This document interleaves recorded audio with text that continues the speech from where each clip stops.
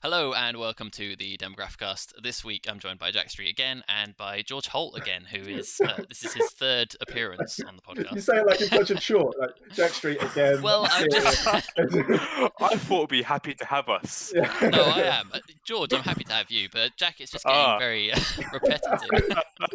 If anyone out there is interested in co-hosting, or not even us, knowing what I do, I just sit here and talk. But if anyone's interested in sitting here and talk like I do on the podcast, then please get in touch. It would be more than happy to have you. No, I love having you on, What Jack. Just number for is clarification. this? The podcast. This is number 34. Yeah. A lucky number. Yeah. What coincidence! We've also published 100 articles on our website now as well.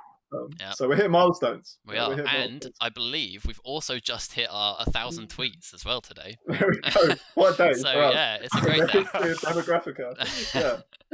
George, how have you been? How's your work at the Young Conservative Network going? Oh, we are busy. So, literally, we have so many events lined up. It's getting pretty crazy. But really exciting though. It's busy. Oh, we had an event last week with Michael Fabricant, controversial fella, but very interesting opinions on some things. And we've got this Thursday. We've got a panel with Nikki Aiken MP, Councillor Mario Creatura, and the Manchester candidate for the mayoral candidate for Manchester, Laura Evans, and that's going to be really exciting because the local elections are just coming up, and hopefully, I'm not sure if you've seen, but at YCM we've been doing this work to promote candidates who are young, and there's just so much enthusiasm out there, and it's going to be great to give them the opportunity to put some questions to some more seasoned people who've worked in local government. So yeah, busy stuff.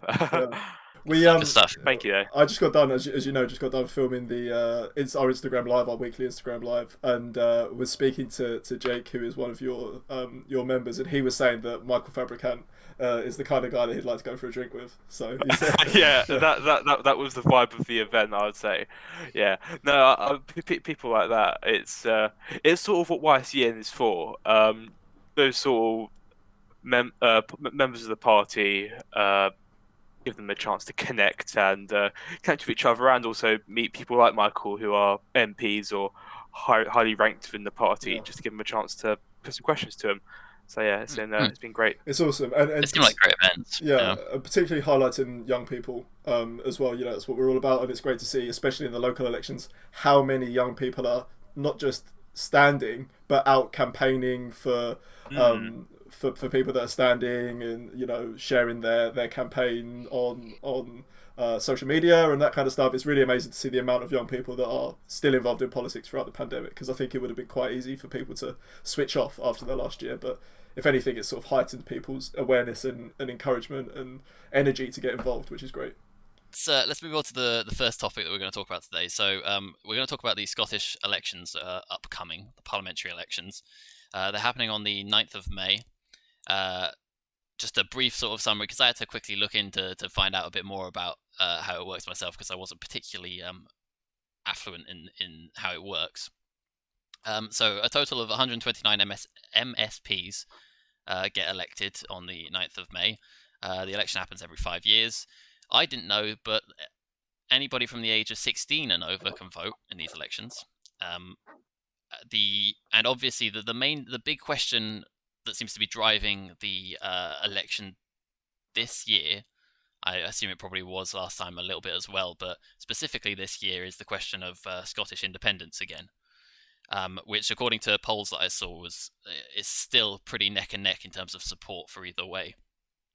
So I was thinking we should start first of all by talking about the SNP, and so they've won every Scottish parliamentary election since 2007. Sorry.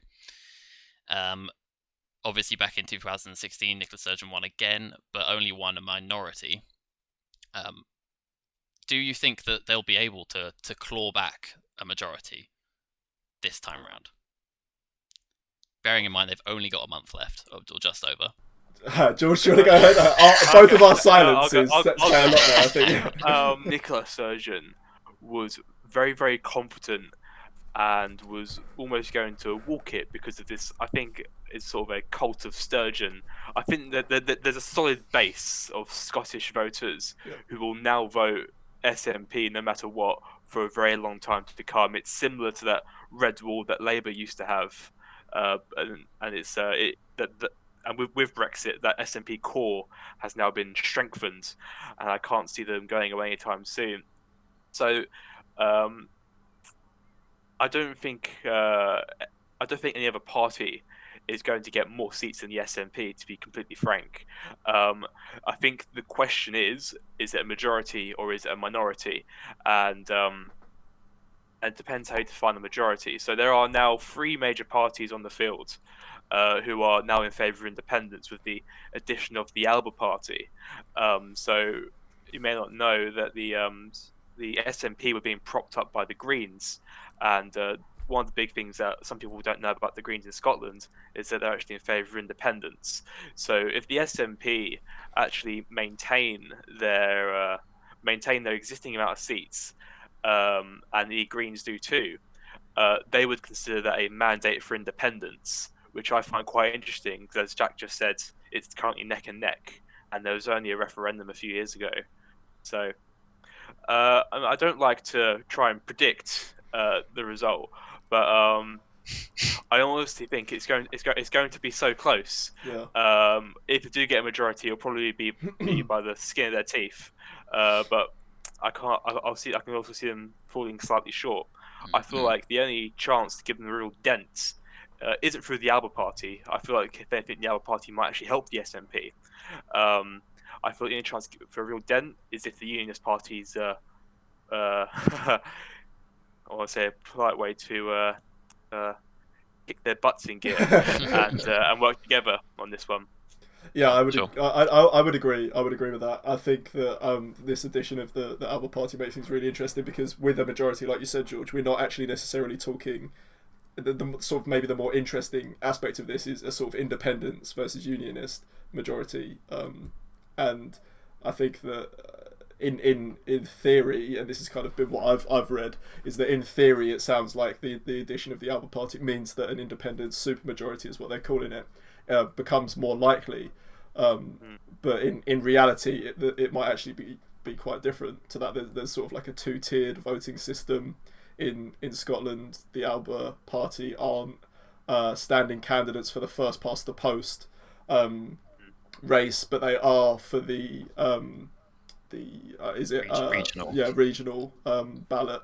And which means that they won't be contesting SNP, the SNP's sort of free run at those seats, but they will be trying to prop them up via this sort of second vote.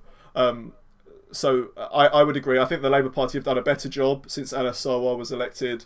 I think that there's obviously an issue with the unionist parties not having any kind of coherent unionist message and delivering kind of what the United Kingdom on a national level would look like under either of the 2 main parties, but also, you know, a real coherent vision as to what Scotland would look like as part of the United Kingdom. And I think that they need to do a better job of sort of vocalising and communicating that message, and I think that the Labour Party have done a better job. I'll be honest, I'm not massively aware of the Scottish Conservatives' communications in this election. George, maybe you'd be able to speak a little bit more to that, but I definitely agree that it needs to be better.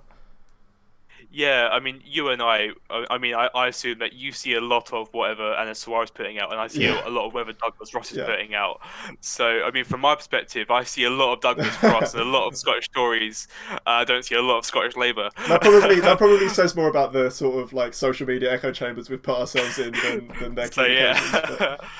But it's an interesting one because I'm not trying to dunk on the Scottish Labour Party here, but Douglas Ross, he sent out this lovely letter to Anas Sarwar and I think to Willie Rennie in the of the Scottish Lib Dems. I know Anas Sarwar refused outright for any sort of electoral pact, which I'm not sure what you think, Jack, but I feel that's quite disappointing.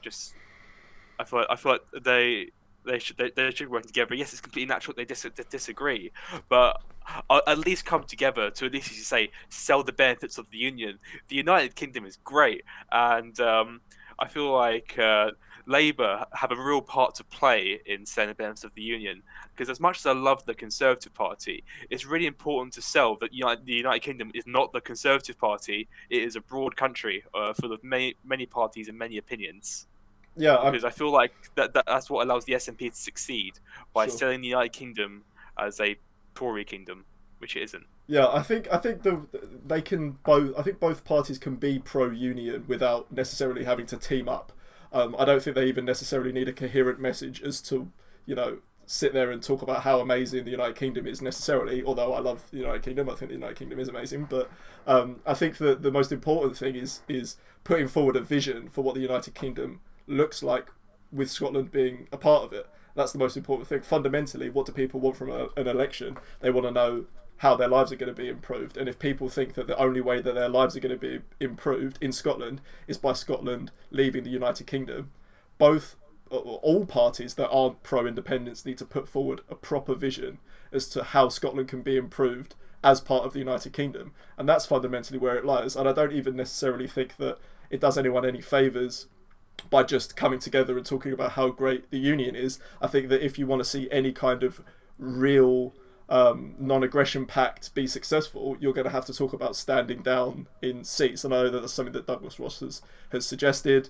I can't see it happening, particularly as we've got so little time until the election happens. And maybe it's something that I'm not a fan of these non-aggression pacts necessarily. I think that the parties in this country are so different that standing down candidates in seats to a party who has a completely different vision to you isn't necessarily democratic. I think then we need to be talking about how we can have a more proportionate voting system, but that's maybe a different conversation.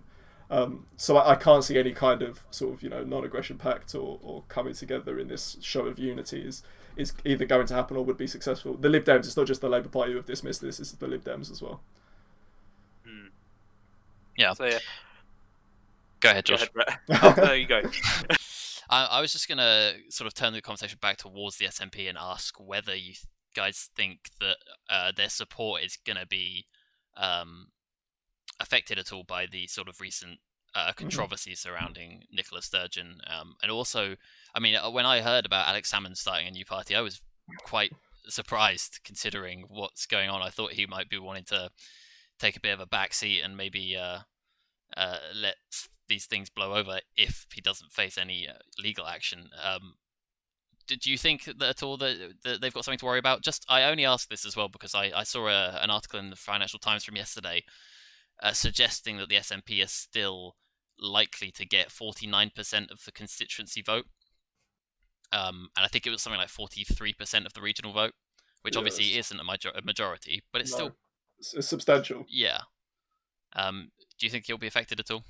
Can I just chip in here and just say something that I think is really interesting? And when we're looking at the communications aspect of this, there is this kind of modern approach to communications, I think, or maybe not actually. Maybe it's the more traditional approach to communications, that when things get heavy and when people are talking about you in a bad light, you take a step back and you try and let other people take over the conversation. But what have we seen work more effectively than that?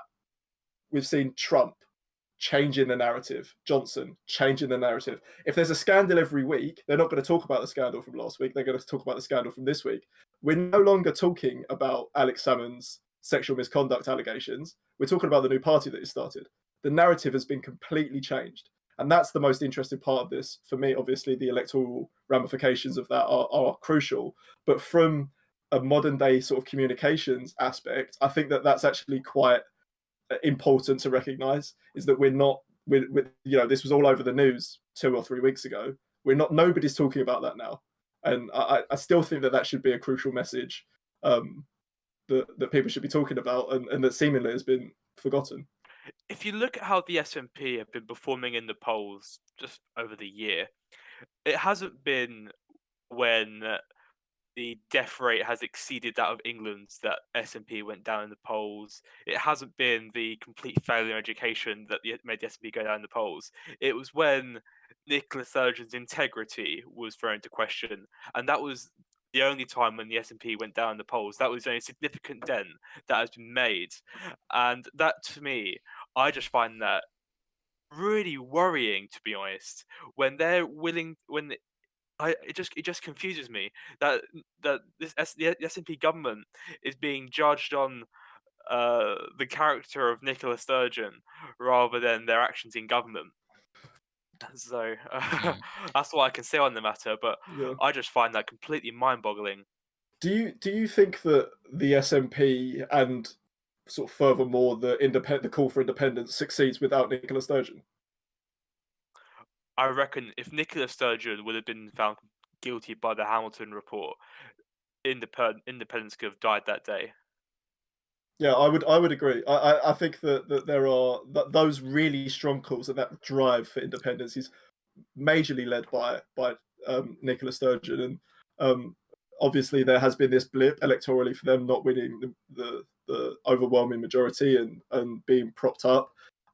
Means that for the independence movement at large, not just the sort of Scottish National Party independence movement, but for the wider independence movement, without Nicola Sturgeon, there are ramifications for that, and they are, if there is another independence referendum, there is every chance that Scotland could become independent, and for somebody like Alex Salmond to help her, either change the narrative or to sort of win that independent supermajority. He is somebody that wants to see independence, and that is good for him. And we've now got sort of left wing, more centre, and sort of centre left, and a more I wouldn't necessarily even call it conservative, but a not a far left independence party. So people who don't like the SNP or don't like Nicola Sturgeon now have an alternative to vote for an independence party. So go ahead, George. You raised an interesting point there. What do you think is the material difference between the Alba Party and the SNP, apart from the personality conflicts between the two leaders? I don't know, but I would say Yeah, that the personality conflicts between the two leaders is the difference yeah. for many people, right? It's that there will be lots of people, or there will be people who don't like Nicola Sturgeon, don't want to vote for her, but want independence, and that gives them a palatable alternative. Um, and I do think, just to come back to your point about sort of the other parties, none of the parties have offered a leader that really stands up and challenges Nicola Sturgeon in a way that catches people's attention. It was one. Possibly Ruth Davidson, I suppose, but she's out of the picture now. Yeah. And the Conservatives obviously made massive gains, but were nowhere near knocking Nicola Sturgeon off her mantle. So she is the predominant and key factor, in my opinion. Yeah, I mean, essentially, as much as it seems the SNP would be in power forever, eventually it never lasts forever. There will be an opposition figure who will be able to challenge Nicola effectively. Her time will run out, I think. When that happens, I couldn't possibly say. Mhm. I can't see the other party leaders right now being that opposition leader who can properly hold her to Yeah. account. She's just Teflon. It's crazy. Do you think that I'll put you on the spot here because I enjoy doing this. Do you think that the Conservative Party nationally have done a good enough job of selling the union? Recently, of what's the time scale of this question? Like in the last 5 years? 5 years. So I think we did a very good. I don't know, 5 years. No, I've gone ahead of myself. That doesn't include the independence referendum, does it? I was about to say in the independence referendum, I think we did a smacking job of it, but that was more than 5 years ago now, unfortunately. Yeah, time But flies. I know. I felt like after the independence referendum, uh, we dropped the baton a little bit with selling the benefits of the union. I feel like a lot of UK politicians just went, right, job done. That's it. We don't need to sell that one anymore. That one's been settled. And if you look at what's happening in Scotland and even a little bit in Wales now, Yeah, not or the north of No, England. this Yeah. needs to be sold a bit more. And then, oh god, Yeah, the Nips. started on the Northern Independence Party. Yeah. Set up by the man in Brighton. Yeah, that ardent Northerner. Yeah. Right. So, do we think that that Alba poses any kind of threat to the SNP, or are they more like an ally? They think they're advantageous to the SNP, in my Yeah. opinion. Yeah. There could be supplementary seats to the independent supermajority, as they call it. Yeah, no, I'd agree with that. Yeah. The question is, the one thing that I was thinking about was, even if they do have this supermajority, Boris Johnson still plans on blocking another referendum. Since we last heard, so what should be done from the Conservatives, whether in Scotland or in the rest of the UK, to try and convince these people that are voting for an independent Scotland to remain?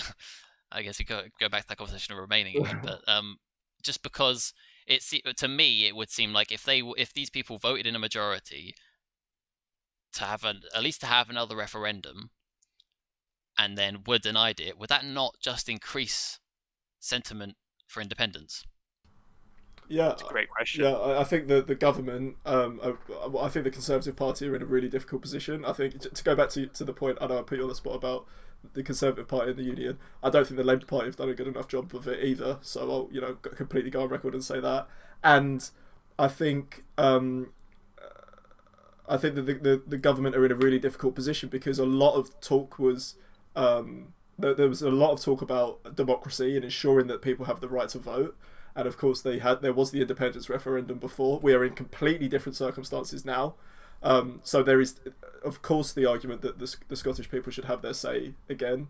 The government it's difficult for them to be on the one foot, talk about how important it is to listen to the will of the people, and have a mandate in Westminster that is pro leave, but if the Scottish people vote overwhelmingly for an independence supermajority, that the Scottish people can't have their will heard and their right to vote.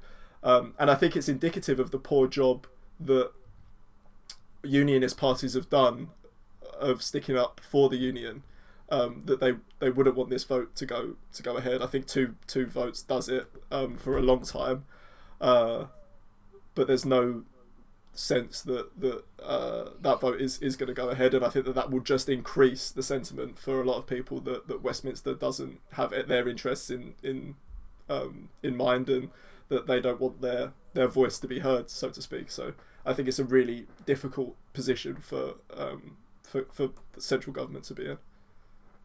Yeah. So to build on what you said, I think for the past decades we the benefits of the union haven't been well sold, especially to Scotland. So the Conservative Party hasn't won a majority of Scottish seats since the 50s, and the Labour Party has gone from the most dominant party in Scotland to only having one seat. And I saw the other day the Alba Party now have more MPs in Scotland than the Labour Party do, which is a bit sad, to be honest. And as much as I don't like the Labour Party, I agree with the Labour Party. I think more to do with the Alba Party. So that's the only time you'll ever hear me say anything like that. I'm going to clip that. So yeah.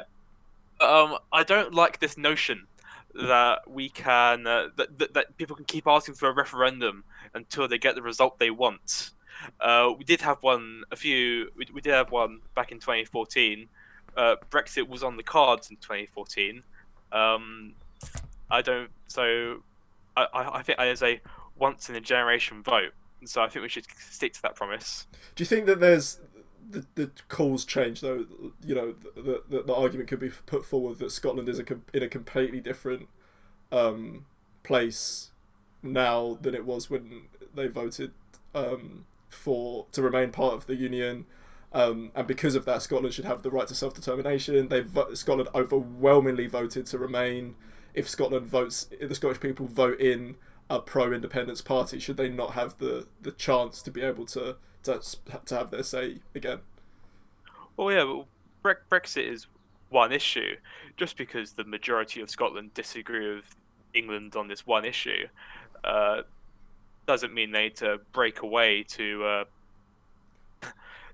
Doesn't need they to be their own country. Sure, but that would be the point of a referendum, right? Would to be allow the Scottish people to decide whether that's what they want or not. Brexit is a huge part of this. It's a bit. I'm not going to deny it's a big issue, but there was already a referendum. It was a once in a generation vote. That was what was said at the time. That was what the First Minister signed up to at the time. That was what was agreed with the Prime Minister at the time, and that was what was agreed with the voters at the time. It would be pretty disingenuous to go and have another one. How do you change the minds of those vehemently pro-independence individuals then? So the independence movement, I don't think it's grown for any sort of economic case, because economically it doesn't make sense. Pre-Brexit. So and if you look at the amount the UK government spends per head, it actually spends more on Scotland than it does in England. So I don't think it's really a spending problem. The UK government has also used the Treasury to prop up Scottish businesses as well as all other businesses in the UK. So if anything, I think it's much more of a public relations problem in terms of how people in Scotland end up viewing the UK government, and how devolution has been set up allows people to make very direct comparisons between their First Minister and the Prime Minister. And of course, a lot of people in Scotland might prefer Nicola Sturgeon. She's Scottish. People tend to prefer people who are from their home. But it's more of a benefit of actually explaining and selling and being able to put the benefits of being in the union in a more sellable way, because I think the benefits are there, but we just aren't getting them through. Yeah. I think that these pro-independence movements from around the UK, and also I would argue that the Brexit vote was hugely indicative of, is a national identity crisis that the UK is going through. And I would encourage anybody who's interested in reading about a national identity to read England, Your England by George Orwell, one of his essays. It's very relevant even to now, and I think it was written in the 40s, I think, or 50s. Yeah. But it's worth reading. Moving on to current events. Current events! The first topic I want to talk about is the school abuse scandal that's sort of coming into light at the moment. On Monday, an article was published in the BBC that said that over 8,000 allegations had been submitted by school pupils to a website that was gathering testimonies on sexual violence and abuse. What was the name? I think the name of the website was Everyone's Invited. Obviously, the story in itself is pretty horrifying, and it's still developing. So it'll be obviously interesting to see where it comes out of. And I don't want to speculate too much about, what might have gone on in schools. But I did want to sort of address or ask the following question. Given that all these allegations are being submitted, what would you say to someone who believes this story is concrete proof that our society has an issue with rape culture? I would say that the fears are probably justified. I think it's a horrific story, and it's probably only going to get worse. I think that these stories recently, whether they be the case of Sarah Everard or this story or countless other testimonies that we've heard, are people that are involved in our community talk about their own personal experiences with sexual harassment or sexual violence, is that this is something that is widespread, institutional, and has been ignored for too long. And I think that and this kind of has happened in the past few weeks, but we seriously and categorically need to start addressing some of the root causes of this this issue, because if we don't, it's going to remain, and I think it's deeply troubling. 97% of young women have experienced sexual harassment in their lives. That is disgusting, and I think that as a society, we should all be working as hard as we possibly can to get that number as low as possible. George, Absolutely, I agree with Jack on this one. I think it's absolutely abhorrent, and I think it's a problem more of a culture that grows. Parents need to be able to teach their children to respect boundaries and not be out and not attack other people. That's quite basic. Schools need to be able to properly take action and put in place preventative measures, and people who are attacked need to have the confidence to go to their school, and if their school doesn't take appropriate action, then to the police. Mm-hmm. Yeah. Sorry, go on. No, there are fundamental issues with those reporting processes as well. There was a story that I read last week that spoke of an individual who had reported sexual assault 5 times to authorities, and was told that they weren't going to deal with it, and was threatened. I think her life was threatened, and that's when action was taken. Just not good enough, categorical failures.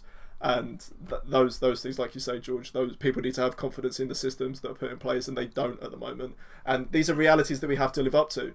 Before we want to deal with any of it, we have to accept the fact that we haven't done a good enough job. I just think that there is a lot of work that needs to be done. There are a lot of really good grassroots movements that are talking about things that can be done, and they need to be listened to. And I'd like to see, some real initiative shown by the government, and that's kind of started a little bit, but some real initiative by the government shown that they really, really want to deal with this issue. I saw an article today as well on the BBC, saying talking about a girl who had been raped and went to her school. I don't think it was the head teacher, but went to some school teachers or someone to tell them about it, and were just not taken seriously at all and were ignored. The types of abuse that are being sort of submitted, apparently, according to Soma Sarah, who is the founder of the Everyone's Invited website, the types of abuse being submitted this is in school, are sexual harassment, image-based abuse, revenge porn, non-consensual sharing of intimate photos, and general sexism and misogyny. I was wondering, as a person who hasn't been to school in the UK, if those things, looking back, were prominent when you were both at school. Because from what I've heard, it does seem to have been kind of normal, or sort of laughed at by at least people I've spoken to, about how it was seen as like a norm. Yeah, I remember. Sorry, for context, Jack and I actually went to the same school. Yeah. But yeah, it's thinking back on it now. Jesus Christ, man. It's hard to talk about. I think in a lot of ways. It's hard. I remember. I'm not sure if you remember this, Jack, but I can't remember how old it was. I think I was quite a bit young, but I remember just how normal it was for. I was never part of these circles, but these people would like share around pictures of girls' nude photographs that they'd acquired, and sometimes people would put them on Instagram as well. It was nuts. There was a specific case where this wasn't just at our school or just in our area, but there were locked Instagram pages that were started where people were invited to direct message naked photographs of people that they'd been sent, and then they were uploaded to these pages. Yeah, I remember those. Absolutely abhorrent. This was rife. There were tens of these pages that were set up, and pictures that were sent round. I believe, if I remember correctly, the police ended up being involved, and obviously rightly so. These pages taken down. That's one example of something that was constantly occurring in our school, and I'm sure that it's not the only case. And schools do, I think, I would like to say, do what they can, but that's probably not the case actually. With some of the stories that have come out, they could probably do a lot more. In our case, I think the school did everything it could. I think that people were involved properly. Yeah, I mean, in cases like that, it's hard for one school to fix the problem when it's that large. Yeah. On a problem of that scale, that requires police action. Yeah, I think it fundamentally comes down to a problem of education as well, and we always come back to talking about education, but the sex education is so bad in this country. Consent education, relationships education, and yes, families have the responsibility to pass on this knowledge, but it can't always be done, and it isn't always done, and it obviously isn't good enough. And the education system, schools raise kids, you know, we need to be ensuring that the education system gives young people the tools to be as good a contributory members of society as they can be, as good contributory members as they can be, you know. And I think that isn't occurring, and that completely needs to change. This sort of stuff happened all the time. We were never taught really about it. It might have been raised in an assembly, which were like 30 minutes long, but we weren't really given proper education about it. And then you get into the conversation, you know, around who's really at fault then. You know, the individuals that are perpetuating these acts, of course, but are there wider causes? And I think there definitely are. So that would be something that I think could be done pretty easily, that needs to change straight away. Yeah, I mean, I was gonna ask what you guys think should be done in schools, particularly because I was seeing in these BBC articles, I saw sort of quotes from various figures in the police saying stuff like or blaming it on the sort of the volume of porn that's available for kids to access and see, and then basing their real life relationships on what they see there, and not necessarily knowing what a normal sexual relationship is. So, I mean, I guess you've sort of answered the question in part there, Jack. But I think the porn example is a really pertinent one, because there is an education based on that, and it's something that is rife throughout society. It is becoming more of an ingrained part of our culture, and it needs to be tackled, and people need to be made aware that that's not real life. That's not what probably 95% of relationships are like. And the realities of what the porn industry is actually like, you know, these are actors. These are people that are telling a story. It isn't real life, and that needs to come across, because if the only way that young people are learning about sex is on Pornhub, we have a serious issue. We have a serious issue, and we shouldn't be surprised when this stuff happens. Yeah, just to build on Jack's point, the point of education is that children can learn that Captain America isn't what really happens. They also need to learn that what they see on those sort of videos isn't the real story. And I completely agree. This crisis has completely just shown that we're in need of a massive overhaul over the education children are taught in terms of sex and relationships.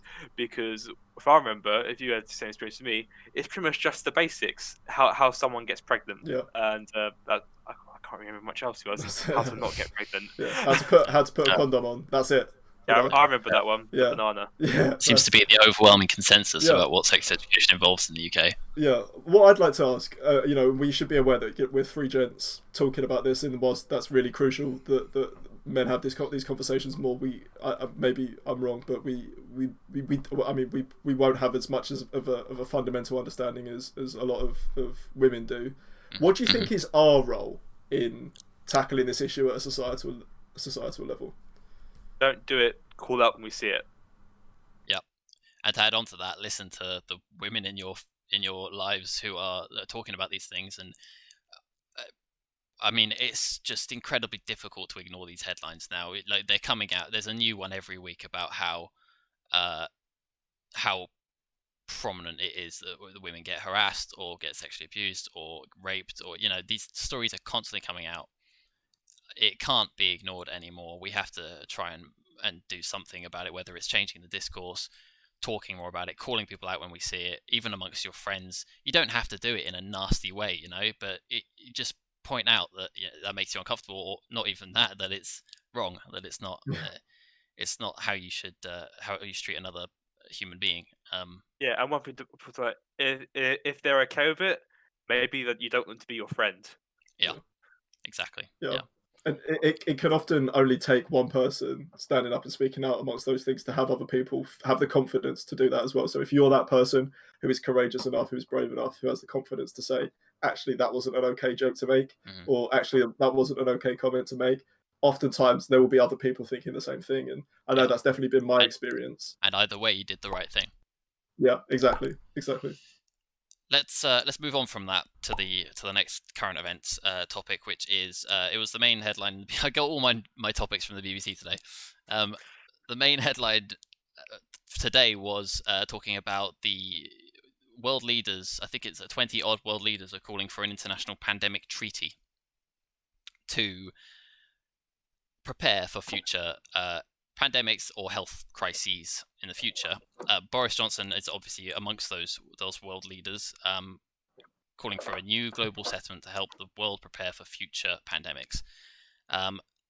So I was particularly interested in this story because I think it goes without saying that this should be a thing. I was kind of getting a little bit concerned that nobody was bringing this up, that, we should maybe be preparing for if this happens again. Do you reckon, Brett? Yeah, that might be important. Maybe just a little bit.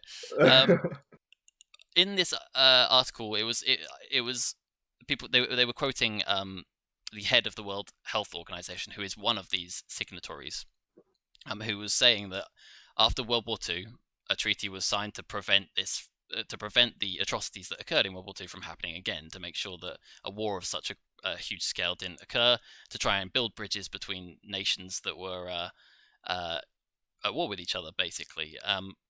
The aim to sort of bring countries together, this is a quote, bring countries together, dispel the temptations of isolationism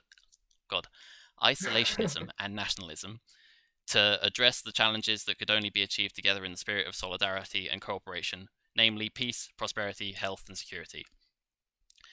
He carried on and said, countries must be better prepared to predict, prevent, detect, assess, and effectively respond to pandemics. Well, first of all, I mean, I was going to ask, should there be a coordinated global response to future health crises? But I think I could probably guess. Yeah, global crisis, global response. Yeah. What do you think that should entail? Should it be a whole? Should it be a whole worldwide thing? What should it involve? Should there be specific actors who lead it, like the World Health Organization? So I think the first obstacle you need to get over with any sort of partnership like this is transparency. So one of the biggest problems we had in the build-up to COVID was obviously when it started to emerge in China. It was being suppressed by the Chinese government, and they were trying to play down how bad it was affecting their population. They had doctors who were trying to call out and then would disappear. It was crazy, and I feel like if the world had known a little bit sooner, I would like to think that there would have been better preparations in place for this. Yeah, I would agree. It shouldn't come. So that's the first thing you need to fix in terms of, and that's why when I went and checked who was on the signatories for that, I wasn't surprised to see China wasn't there. Mm-hmm. Yeah, I mean, it shouldn't be any surprise to us that the Chinese Communist Party were not being completely truthful about what was going on in their country, or that they don't want to be part of a global response. Yeah, I mean, that was... Sorry, I just wanted to point out, that was something I was going to point out, that the fact that most of these signatories, if not all, are Western countries. Most of them in Europe, I think, aren't they? Yeah, I think so. So I don't even think the US has necessarily agreed to it yet. On it. So no. It has to be global. It has to be global. Like George said, a global crisis needs a global response, and there are a lot of lessons that we can learn in the West from countries that dealt with this, frankly, better than we have. And I think that sort of interconnectivity, that learning together, that collaboration that will lead to better partnerships needs to be at the forefront of any response. And I think we can all learn, whether it be us having a world-leading vaccine rollout, or it be countries like New Zealand socially integrating better protections for their citizens. or places like Japan who have PPE ingrained into their society. How can we come together and learn about how we can better prepare our social structures to deal with this kind of thing? That has to be at the forefront of moving forward. And Britain, again, like many of these opportunities, has the chance to be at the forefront of leading that, and should be at the forefront of leading that. So it's great that we're a part of that process. I think there are a lot of questions as to what global Britain means at the moment. I think that I'm pretty sure that the YCN you've definitely put on events to talk about the Uyghur genocide and to discuss what Britain's response to that crisis should be. I think that our relationship with Europe needs to be clarified. I think our foreign policy in general needs to be clarified.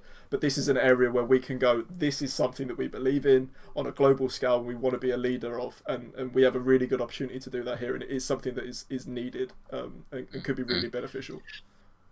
Yeah, Britain is in a very good position right now to be a leader on this. So, as you said, we've got the success on the vaccine rollout, and there's also the fact I think we're one of the leading countries in genome sequencing, I think it's called, where we're able to identify variants of COVID much faster than other countries can. So, when it comes to leading on global health, I feel like Britain it'd be a mistake not to throw ourselves into this arena.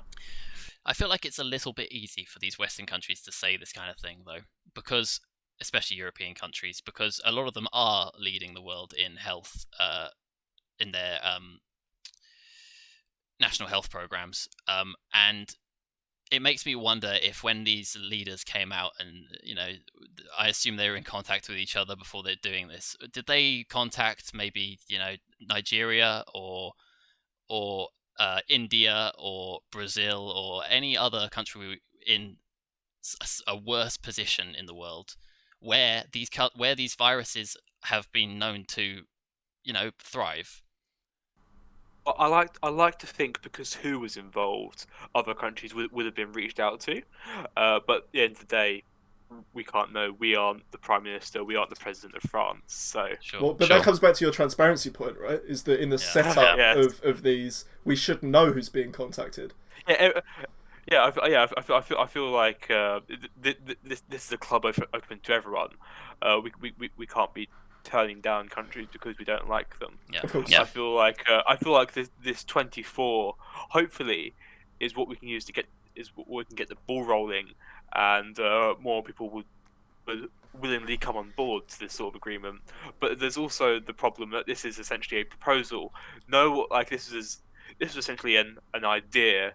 No one knows what this actually means. No one knows what they're signing up to. It just sounds like we should have an agreement.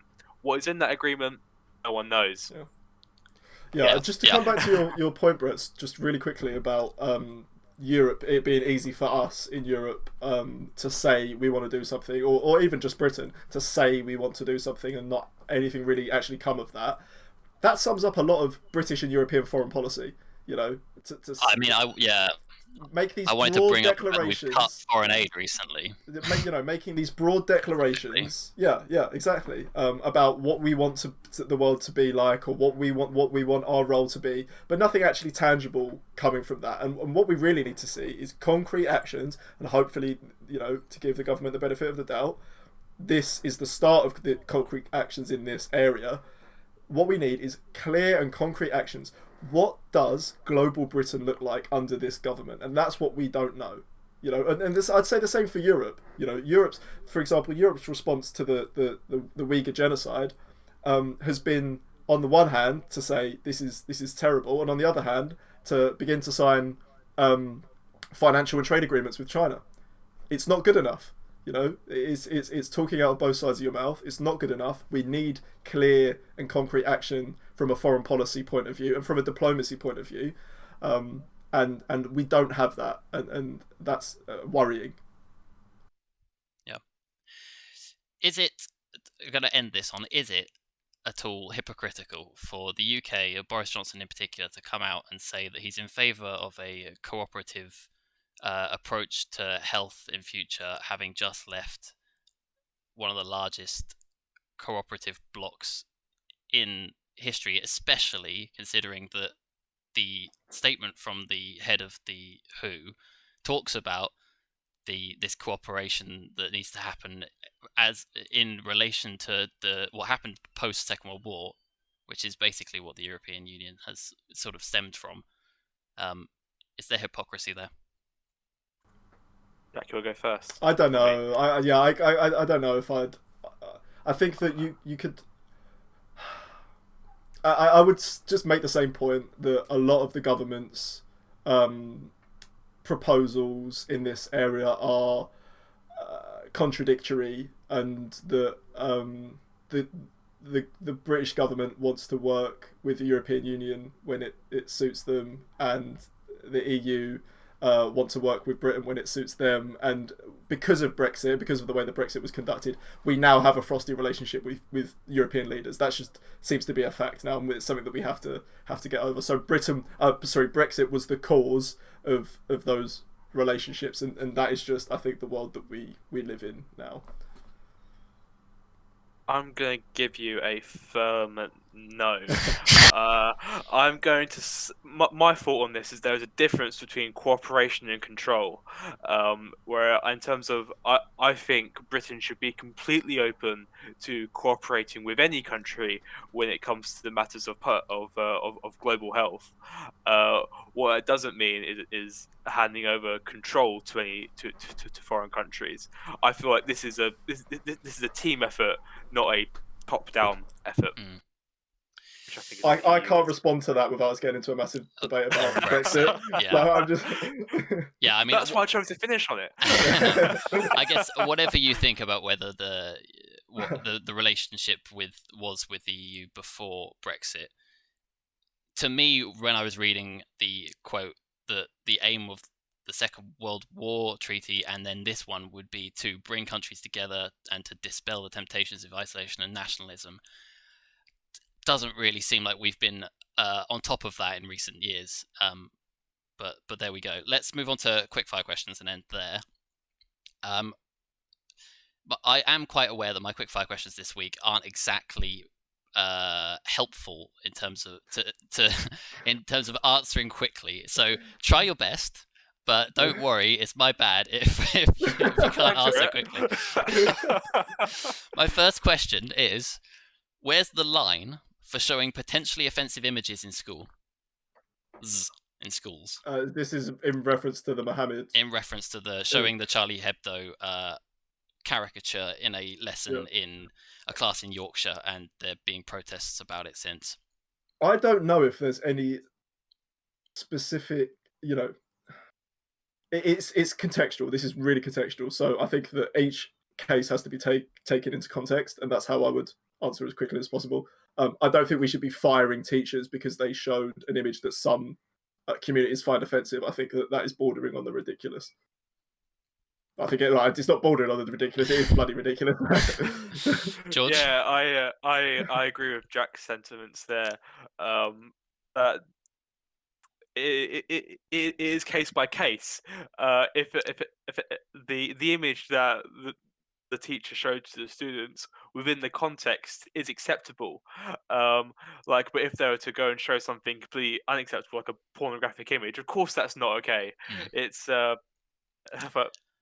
yeah, it depends. Yeah, I mean, when I was thinking up this question, the answer I was thinking was simply that if it's educational, if they're using it in an educational sense, then it's acceptable, surely. Yeah. I don't think there's any way you could show some porn and it be educational. Whereas if you're talking about what happened in France in 2015 with the Charlie Hebdo attacks, then I don't think that this is... it's important for the context. Yeah, absolutely. Yep. I'm impressed with how quickly you both managed to answer that question, by the way. My second question is, should police practices be reviewed when it comes to dealing with crowds? Yes. Is this in... This is in context to the Sarah Everard vigil, the protests recently in Bristol, and in relation to the Bristol, to the police and field, I suppose. So do you think their actions warrant review, or do you think that in general, maybe not necessarily in regards to these protests? That's how I'd answer it. It's not just in regards to these protests, and not just in regards to the Sarah Everard vigil. I think that there needs to be an easier and more transparent way of reviewing these practices. Let's not forget that police are public servants, and in times like the Sarah Everard vigil, the crime commissioner, the Met Crime Commissioner, Cressida Dick, shouldn't be able to just refuse to give evidence to a tribunal. That is not acceptable. So that would, I think that always reviewing actions is a good thing, and being accountable is always a good thing. Yeah, I think I'm leaning more towards what Jack is saying here. This is, at the end of the day, public servants, a taxpayer-funded, don't want to say service, but what's the word I'm thinking of? Service? Is that the right word? Service? Yeah, for sure. Taxpayer-funded, needs to be accountable to the end of the day, to the people it serves and to people it pays for. If the Met Commissioner can't come and answer questions before the people who fund the Met, something's clearly gone wrong here. And you can think whatever you want about how the police handled what happened in Bristol, and they handled what happened at the vigil. At the end of the day, all public services should be constantly under review, looking for ways to make them better. Absolutely. Yeah, I mean, I agree with both of you. We're doing well so far. Yeah. Have you passed? And those were the harder questions, so yeah, we're doing good. Oh, third question is: should holidays abroad be allowed this summer? George, I'm gonna let you go first on this one. I quite like the approach of it depends on the country. Yeah, I agree. I think that we have to be so careful about like new COVID variants coming into the country and that screwing up our roadmap and our getting back to normal. Just do your best to go on holiday in this country. There's some incredible places that you can go in this country. Cornwall. And I go to Cornwall. I've just booked a holiday in Devon. I think that there should be incentives, and this is like a really good opportunity to speak about how amazing this country is to spend time in, and give people, I don't know, but Are we going to eat up to help out for English holidays? Yeah, absolutely, right? British holidays. British holidays. The Union. Yeah, exactly. Yeah. That's the way to sell the union. I think. Yes, pay all Scottish people to have a trip to Cornwall. And then vice versa. We could do like an exchange program. Yeah. I love it. I think I would say no, just simply out of precaution, because the only way that I think we could that people should be allowed to go abroad is if the other country is also doing incredibly well in their vaccine program, in rolling it out. And so far, other than maybe Israel, but even then, what's to say somebody won't go to Israel and then cross a border? Or the vaccine doesn't stop you from getting coronavirus. That's the thing. The vaccine doesn't stop you from getting coronavirus. So just because you go on holiday somewhere and you have the vaccine doesn't mean you can't catch COVID and bring it back and give it to somebody who hasn't had the vaccine. The awareness of how this stuff works is important too. So for sure. My fourth question is: what's your favorite cheesy song? I've got so many answers to this. I've got to check my music app. You cannot beat the Macarena. I can't wait. There's a would you say, are you going to say that's not cheesy? Yeah, I think I was going to say that's not cheesy. Okay, all right. The cheeky song by the Cheeky Girls. That's my number two. Well, I was going to say there's nothing I love more, and I cannot wait to do this. There's a bar called Beer Keller in Maidstone near me. I cannot wait to go to Beer Keller, get a couple of steins in me, get up on the benches they have there and do the Macarena with my pals. That's what I'm looking forward to. But if I can't have the Macarena, I'll have the cheeky song by the Cheeky Girls. I honestly don't know. I'd never thought about this question in depth before. I obviously have. I haven't either. Oh, I don't know. Brett, have you got an answer? What does qualify as a cheesy song? Sorry, what makes a song cheesy? It's subjective, right? Quite a happy, maybe slightly embarrassing song to listen to, but that you enjoy. Barbie Girl. Yeah, like Barbie Girl. I do like Barbie. I can't go down the Hamilton route again, can I? I think you could. I think musicals are actually a great example agree. of cheesy Wonderful. songs. Book of Mormon. Yeah. I mean, it's a good answers because I think those are pretty cheesy songs. I feel like I used to be into 80s rock music quite heavily when I was growing up, and I've sort of started to realize. Yeah, right. I sort of started to realize how cheesy it can be, like stuff like Journey or Don't Stop Believing. yeah. I don't actually like that song, so that's probably not it. But I didn't think of 80s music as an option here.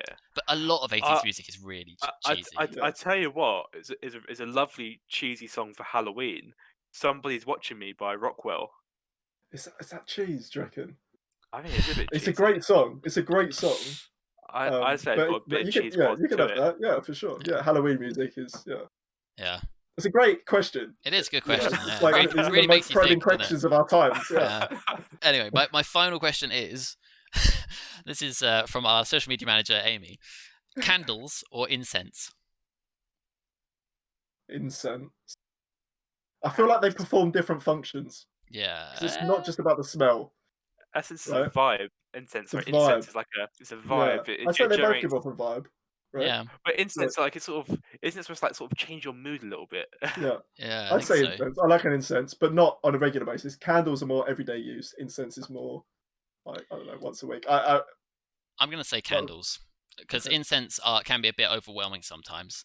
Even though I do enjoy them, but also candles, you get to blow them out and you get that great smell of the smoke after you've blown them out. Put one out with your fingers. No, I haven't. No, got to really you should dribble over your fingers, haven't you? Lovely. What a nice note to end the podcast on. That is. Thank you for joining us, George. Thank you so much for joining us. Is there any thing you want to plug, like the Young Conservative for a Network? third time? You only come on here for the plug, don't you? Yeah, for the third time. Yes. I would like to remind everyone of two things. So if you're a young conservative, join YCN. I'm sure. Is it okay if I put the details for that in? Yeah, we'll put it in the description for sure. Yeah, I'll send you the sign up link. We do some jolly good events. We had Liz Truss in the past. We've got some brilliant stuff lined up. And we do sort of networking evenings, so you can meet other young conservatives as well. It's a great just sort of meet people who share similar opinions and have a debate of sorts. And also, this is not just for young people. May 6th, local elections. Vote. Register to vote. Very important. Okay. That's all I wanted to say. Cool. Thank you so much, George. It's always a pleasure Yes. to chat with you. Yeah. Happy to join you both. And thank you everybody for Thank you for listening. having me. Like and subscribe, Brett. Shit. Every time I forget. And Thanks check for out our other listening, videos as well while you're at it. We'll see you next week.